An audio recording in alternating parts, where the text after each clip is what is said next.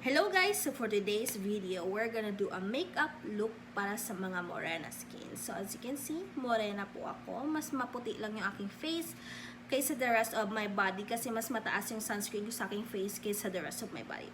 Okay? So let's start with foundation. We're just gonna use this Everbalana Stick Foundation in the shade Cream.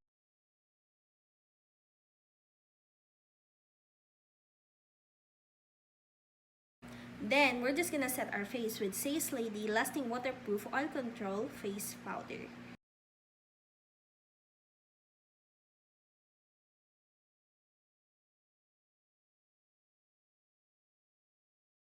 Next, let's define our eyebrows using this Fluff Max by Focal Viewer in the shade number 3.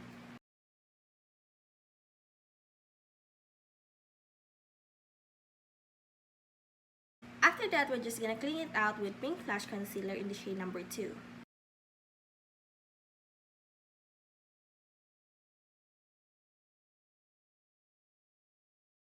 Then, we're just gonna set our eyebrows with this Pop Feel Waterproof Brow Set.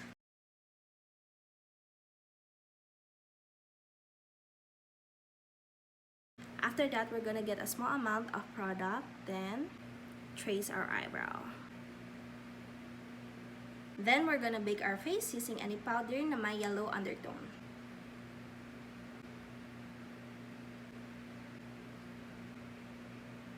Next, we're just gonna use this multi-purpose face palette from Pink Flash. Hindi naman halata na ito favorite palette ko for today's video, no? So, kukuha lang tayo ng contour.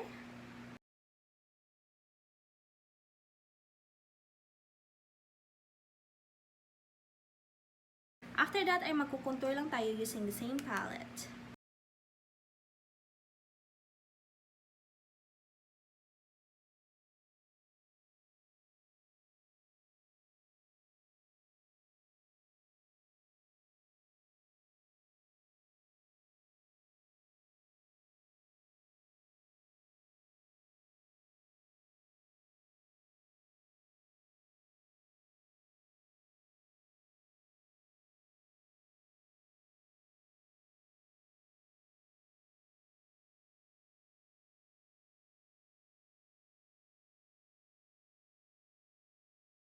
After nyan is mag-highlight lang tayo.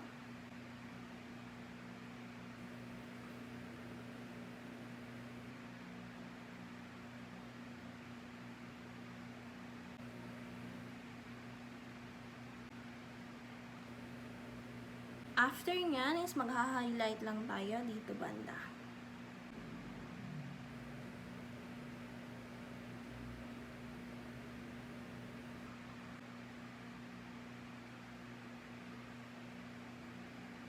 And then, proceed tayo sa ating eyeshadow. Same palette pa rin. So, we're gonna use this orange one.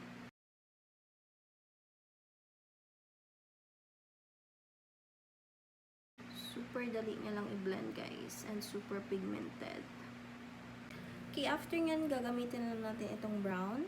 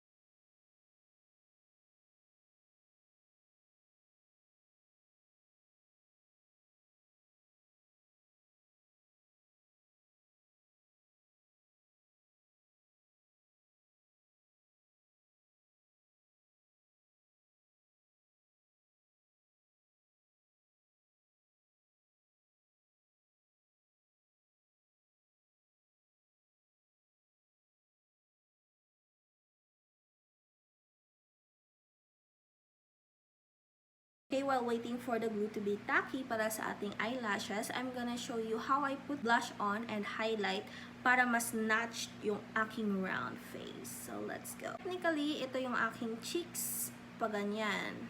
Pero hindi ako maglalagay ng blush pa ganyan kasi gusto ko maging swoop yung aking face. So, ilalagay ko yung blush ko dito sa may highlight dapat banda. So, ganyan. And ida-drag ko lang siya hanggang dito lang. Like dito lang sa eyes. After nyan, maglalagay din ako ng kaunti dito sa baba. O, diba? Parang na-contour na yung aking face. Parang ganun. At saka dito sa baba ng aking nose. And after nyan, magha-highlight na lang tayo. Using this brush, dito ko lang ilalagay ang aking highlight. Yan. Pa-letter C lang.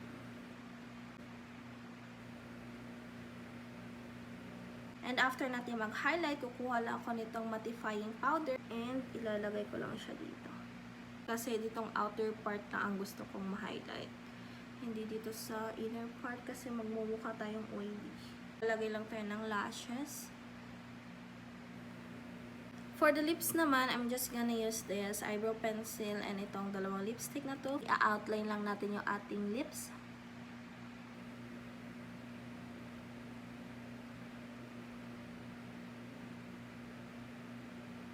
And you can use any brown na eyeshadow or lip liner na gusto nyo. Okay lang yan na hindi masyadong perfect.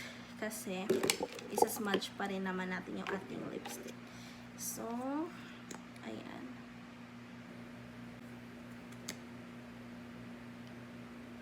So, ganyan yung kulay niya. Medyo pinkish siya para sa aking preference. So, lalagyan natin siya ng dark brown para dark brown yung ating lips for today's video.